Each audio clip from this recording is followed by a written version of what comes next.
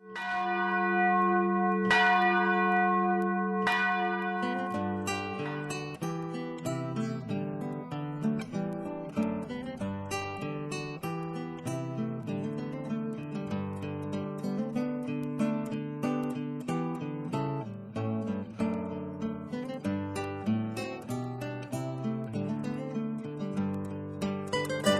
Scots could be described as home.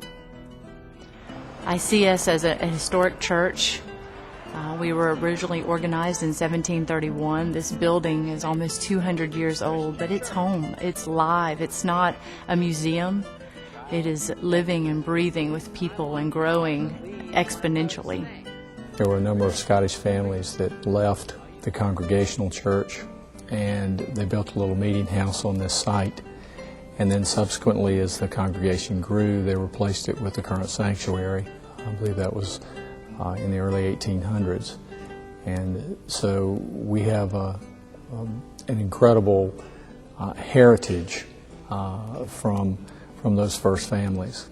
Then in the 50s, a new building was constructed that houses the Molly Weir Hall and some administrative offices, and another annex was built at the same time that houses 2 kindergarten rooms downstairs, and then upstairs 2 large classrooms. It's now in its 4th century of serving the people of this community, but it's looking forward to the children and the adults of the future.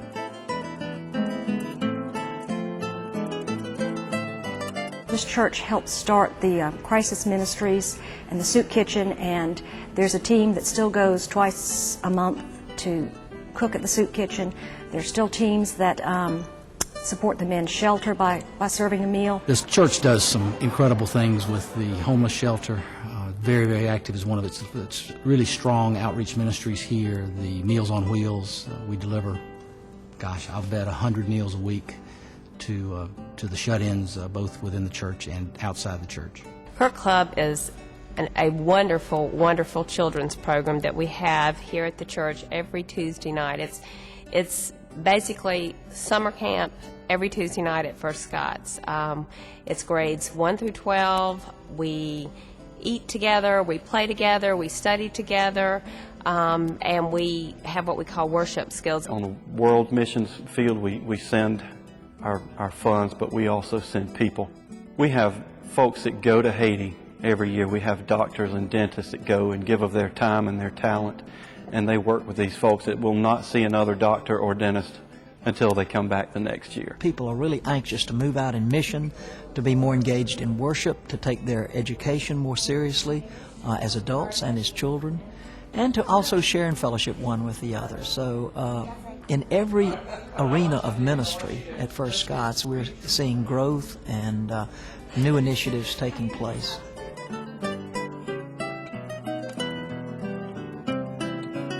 As we found during the survey of the congregation in the last 3 years, that we simply do not have enough room to meet the needs, educational and fellowship needs of the current congregation. And if we want it to grow even a little bit, we've got to provide more space, because we've got no room left to grow. We are busting at the seams. The fellowship hall is full at the dinner hour. We feed 100+ people. In addition to that, with recreation, that's a lot of activity. We have a nursery that is just bulging at the seams, and that's always great good news for now and for the future as well. I think that we have a lot of good things, but we're really limited by the small size of our facilities, and that can only be made better, and we can only do more things if we've got more room. And more room for more people.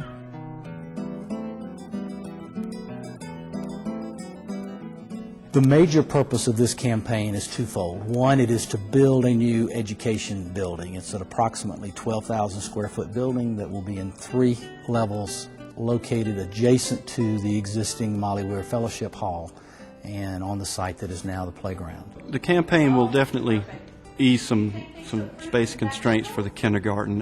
It will open up several classrooms for use during the week, but primarily we're focusing on what we need to do for the members in the worship throughout the week, not just for the kindergarten. The goal of the campaign is close to $6 million, which we think will allow us to do what we would really like to do if the Lord makes those resources available. First Scots is blessed with a lot of very bright, successful, professional people from many different walks of life. And I think very evidence of the fact that we've been so blessed is one of the reasons that will be attainable and is certainly a worthy goal. I am excited about this campaign. I don't look at the Generations campaign as a challenge. I look at it as an opportunity for us all to look within ourselves.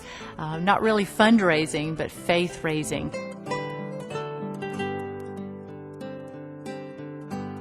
We will be praying about the campaign. I've already been praying about the campaign for months, that we will be able to meet the commitment. We will be looking as a family as to how much we feel we can give. I would love to see my children involved in this. They have been doing a study in Sunday school on giving, and we're trying to get everyone involved in this. I think that we each have to pray, that we have to look to God and listen to what His Word, His role for our life and our role in this campaign might be. To me, the Generations campaign is centered around equal sacrifice, not equal giving.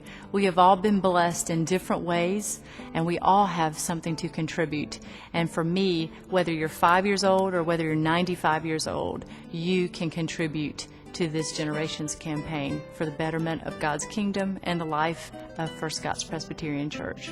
Sacrificial giving would mean that you are making some sacrifices, that you are looking deep and digging deep to do what you feel like is the right thing to do and what the Lord would want you to do. And you're doing it for the greater good of the Christian community and to glorify God.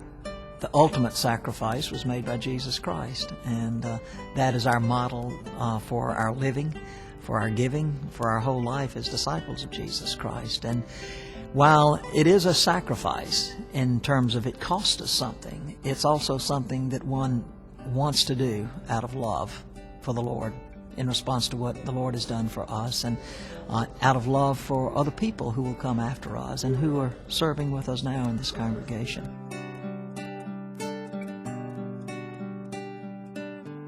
I think the first thing we need to do as a part of this campaign is to focus on getting our own lives in order, our own houses in order, before we think really about the house of the Lord. And I think there's good scriptural precedent for that. That we pray, we seek God's face, we seek God's direction for our lives, for the priorities we have, for the values that we hold as individuals and as families. And it is a result of that kind of spiritual inventory and prayer life that I think we'll be led to do whatever God would have us do. And if we do what the Lord would have us do, we'll be okay as a church. We'll be on target.